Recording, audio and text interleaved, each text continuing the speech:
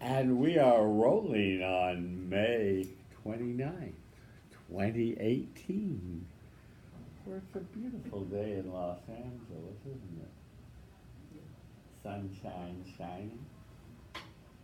Our campus is beautifully landscaped. We're so lucky to be here at UCLA. I feel bad for the Florida people on the East Coast that are experiencing inclement weather, don't you? So today we have Cheng standing in the power stands, feet a little wider apart, yeah. Communicating respect non-verbally, saying to himself, I respect my audience and really meaning. Fighting friendly eyes near the front and the center. Say your name, feel the love, start your speech. Hi everyone, my name is Chang. Hi, Chung. So everyone knows the saying, we are our worst enemy. And I find this to be most true, brutally true, when I read an article by the Center for Disease Control, which reviewed... Sorry.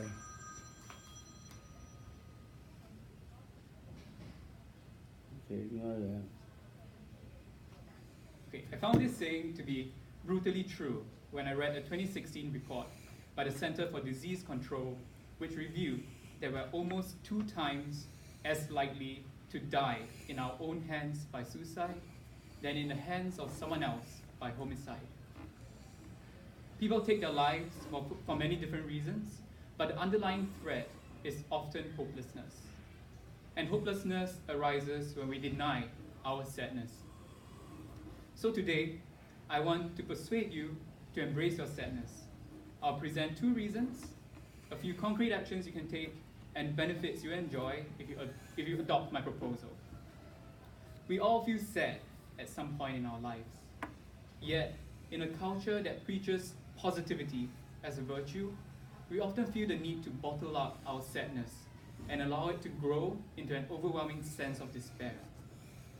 But facing our sadness allows us to be at ease with ourselves and to be in better control of our lives. So the first reason why I want you to embrace your sadness is that it can be a guide for action. When we lose someone or something that's important to us, our sadness directs us to that person or object, and we feel compelled to act. I am a mummy's boy, and when I was young, I dreaded the death of my mother so much that I would have nightmares of her dying. I would wake up with tears on my cheeks, and I'll feel complete anguish. But after those nightmares, my mother's morning rants for me to get dressed quickly and to finish my breakfast became music to my ears, because I knew that at least she was still with me. So, feeling the sense of loss compelled me to treasure my mother more.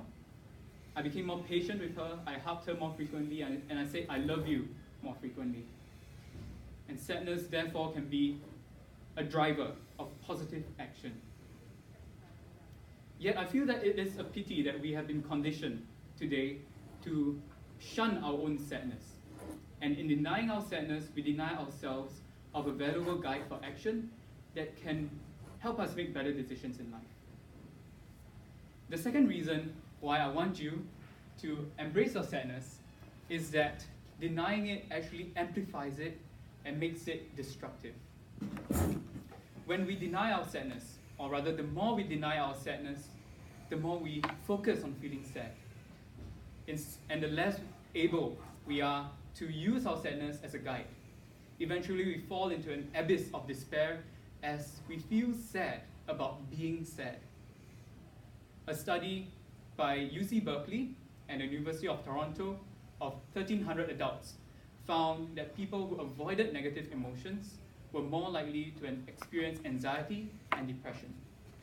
Conversely, people who accepted their negative emotions were less likely to experience negative emotions. And when I heard about this, I felt incredulous because it's so counterintuitive. When I'm feeling down, everything just seems bleak. And it's hard to see something as half full when I'm feeling completely empty. So how do we overcome this uphill struggle? To answer this question, I'd like to propose 3 concrete actions you can take to embrace your sadness. First, when you feel sad, just say to yourself, I am noticing that I'm feeling sad. By adding these 3 words, I am noticing, you come face to face with your emotion without being consumed by it. Because by noticing your emotions, you get curious. You feel the need to problem solve and to make your situation better and eventually make yourself feel better. Secondly, the second action you can take is to throw away all the labels people give you about the kind of person you are.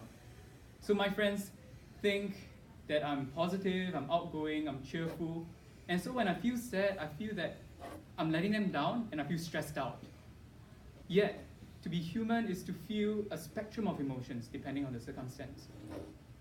And we are so much more complex than the labels that people give us. So let's forget those labels and come to face our emotions fully. And thirdly, when you feel sad, be a friend to yourself. When a friend comes to you feeling sad, you wouldn't call him or her weak, you wouldn't ignore them, you would show care or concern. So let's do the same for ourselves. When you feel sad, look into the mirror, give yourself a big, bright smile, give yourself a hug, confide in yourself and listen to yourself the way you'd listen to a friend. And you'll feel much better after that. When you've taken these actions, you've experienced a few tangible benefits. Firstly, you'll feel kinder about yourself. You will accept yourself for the emotional being that you are. You will be in better control of your life as you use emotions as a guide for your action. And finally, you will be able to experience life in all its richness. In summary, I've given you 2 reasons why you should embrace your sadness, a few actions you can take, and benefits you can reap from following my proposal. There should be no doubt in this room that you should embrace your sadness. While the saying that we are our worst enemies is true, it is a rather bleak way of seeing ourselves. It implies that we have to constantly fight ourselves. But fighting ourselves is tiring, it's unconstructive, and it can cause us to lose hope. So let's instead be honest about our feelings, be at ease with our sadness, so that we not only can enjoy life in all its richness, but also become our own greatest friends. Thank you. Thank you. What was the time? 6:28. 6:28. Okay, good. What did we say? We said it was going to be 6 minutes instead of 5. Yeah. Since we're a little smaller, we can even say 7. You'd like that, right? It's up to you. You got more to say, right? Of course. Yeah. Okay. Well, which side did we start? We started over here before? What did you like? I'm Sophia. Hi, Sophia. I really liked that you turned something that we see as negative to something that we can potentially see as positive, and it was like really well constructed too.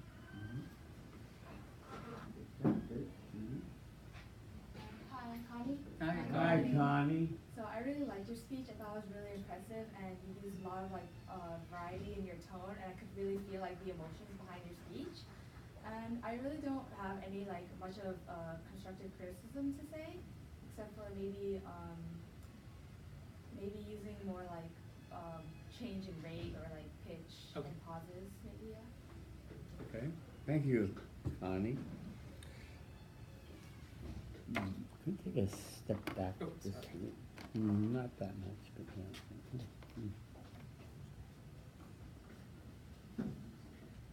Okay.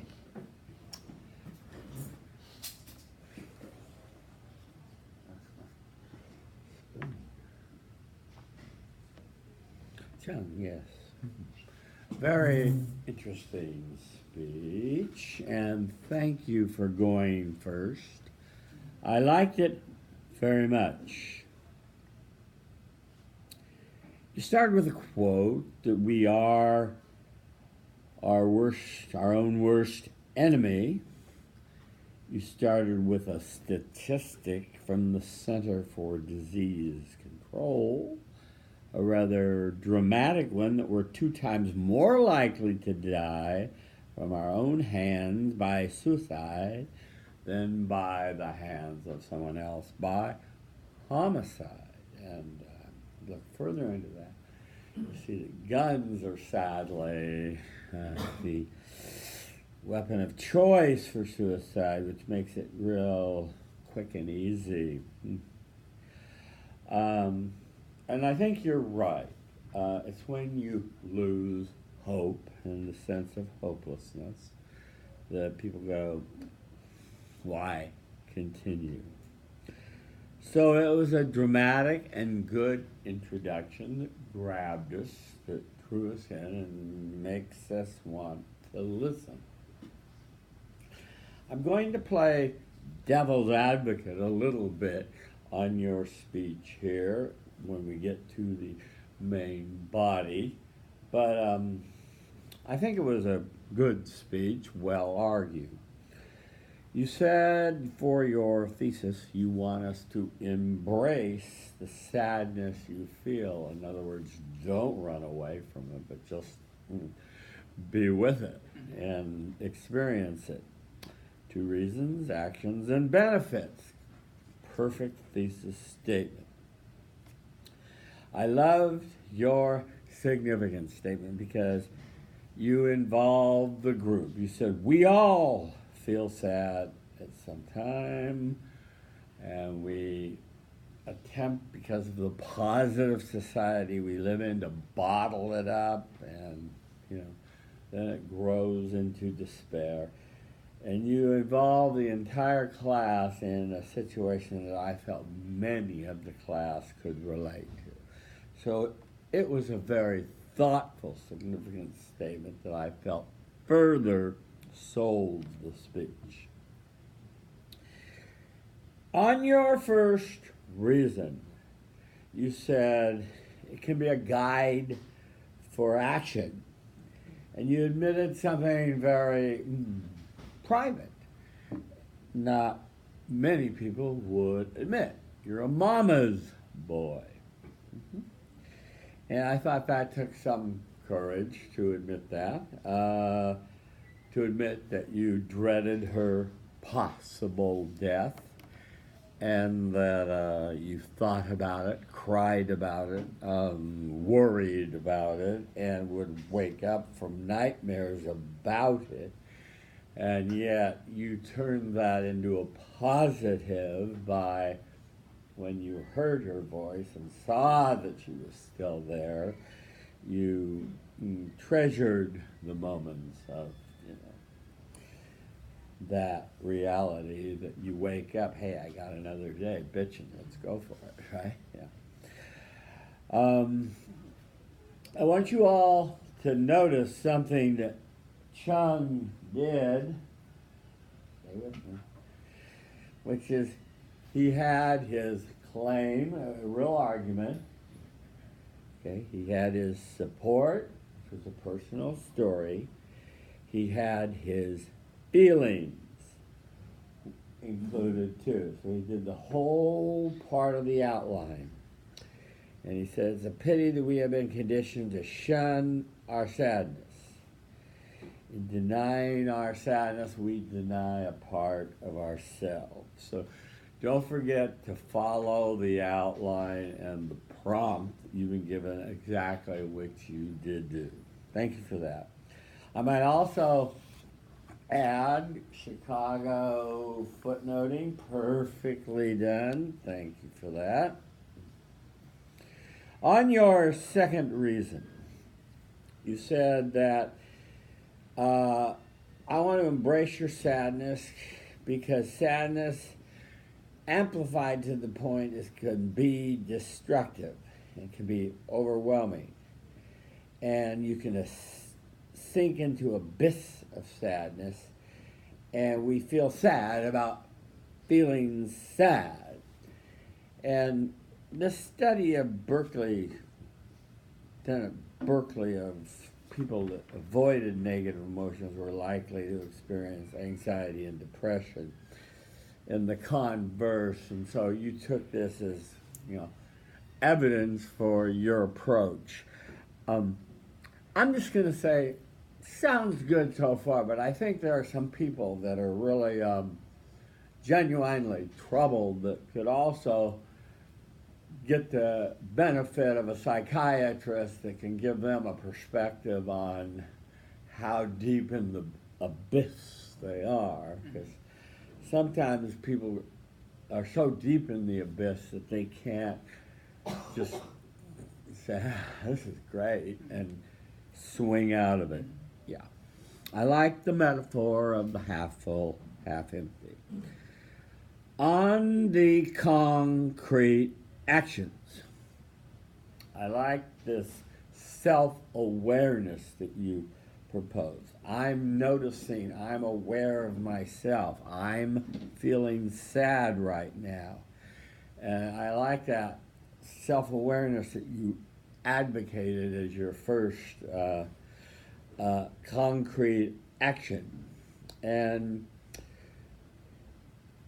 the second one of throwing away labels is not as easy as I think you promote. I think that in a social context, not everyone wants to go to a dinner party and say, oh, by the way, I'm really depressed, and embrace it and sort of put that out in the context of that. And I don't expect you to answer me now. We can talk later about that, but I don't know how that would go over. Yeah. On your benefits, you spoke them well. You said you will feel kinder, more empowered by doing this. You'll be in control of your emotions in your life instead of them controlling you, which I thought was really excellent. On your summary, perfect. Conclusion, perfect. You tied back to your quote. I think you wisely didn't tie back to the suicide, because I think that's a really tricky thing to be thinking you'll be able to really solve this. So I think it was good that you didn't. On your canais, you said, demonstrate more felt sensitive to form an emotional connection with the audience. 2, pause more to emphasize important points. And 3, use hand gestures more effectively. How did it go?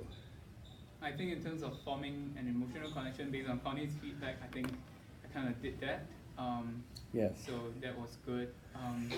The second one about using pauses, I tried to pause more after the quote. Yes. So as I was saying the speech, I was thinking to myself, pause. So I think I was more deliberate in pausing, but I'm not sure whether the audience felt it. Got it. Yeah, we're afraid to pause as speakers. It's like, we don't want silence. We think we'll forgot it. Yeah. And about hand gestures, honestly, I wasn't very conscious about my hand gestures. Maybe that could be something I can be more aware of. Yeah. I thought it was a fairly simple speech. I wonder what you put in unexpected that you got special attention for. What did you design in that was unexpected? I think the statistic at the start was meant to be unexpected. So that the grab audience people, would listen. Right really from the grab start. them. Okay. Yeah. Good. I think my story about my nightmares was supposed to be unexpected. Unexpected? Great. And Good. I think some of the actions, I think the last action I said was to be a friend to yourself. Yes. That was unexpected because people would think that it's being narcissistic, but it's not really, because it's about being honest to yourself. So I agree with that. Yeah. On your credibility, I thought you had credibility going on a couple of levels. I thought you generally were sincere and credible. Secondly, I thought you had done incredible research with the Center for Disease Control, a Berkeley study.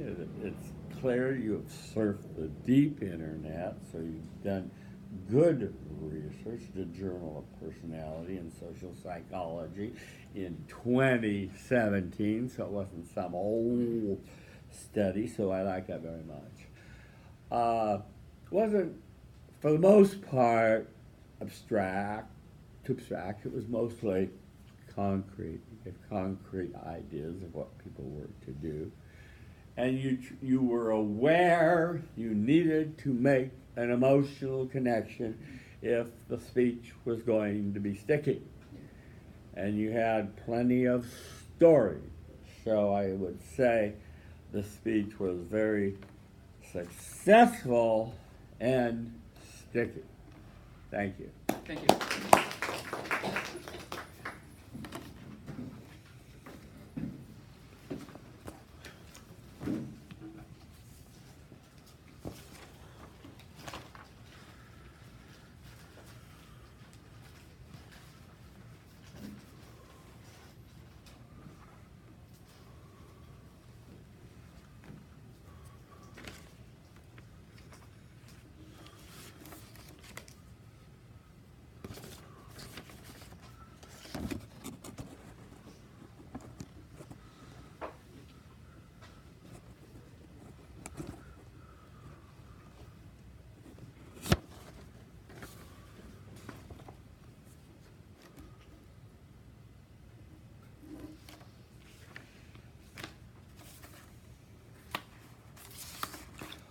Okay, do we have another seed that's ready to persuade us? You're not so, that's why you're so relaxed. Huh? Oh, I didn't see the seeds on my lap. Okay.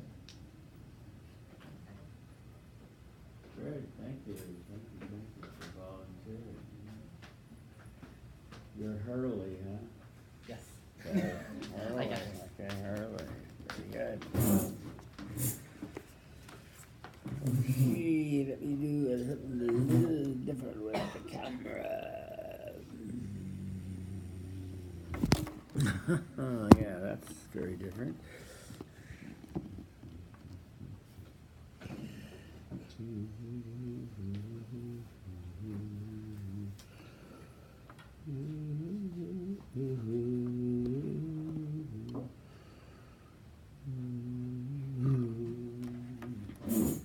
Oh, yeah. Ooh, just 1 second. Okay. You're good. You can stay in the green box. Good. Thank you. Sit still a second now, please. Thank you.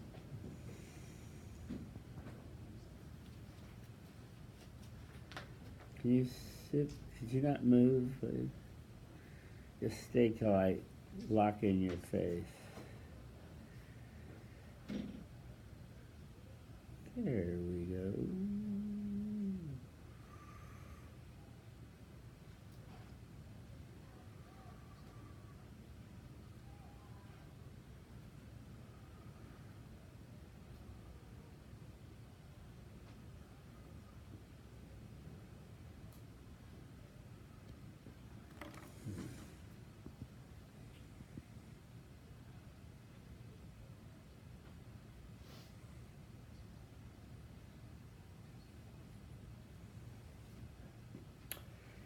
And we are rolling on Kenneth's persuasion speech. Hi, I'm Kenneth. Hi, Kenneth. Often you'll hear one man's trash is another man's treasure. And it's something we don't consciously very acknowledge sometimes. So today I wanted to persuade you why you should go thrifting. And as college students, we're usually hella broke. So then I'm like, ooh, I need to save me some money. And thrifting is one way for us to save some money. So the first reason why I wanted to thrift is because it's economically friendly and it's a very nice break on your wallet. And when you're thrifting, you see a lot of things that you probably wouldn't normally see, and you're usually set on like one sort of clothing item, something like you probably saw at Zara or H&M, Nordstrom, etc. But at a thrift store or a swap meet or a flea market, however you want to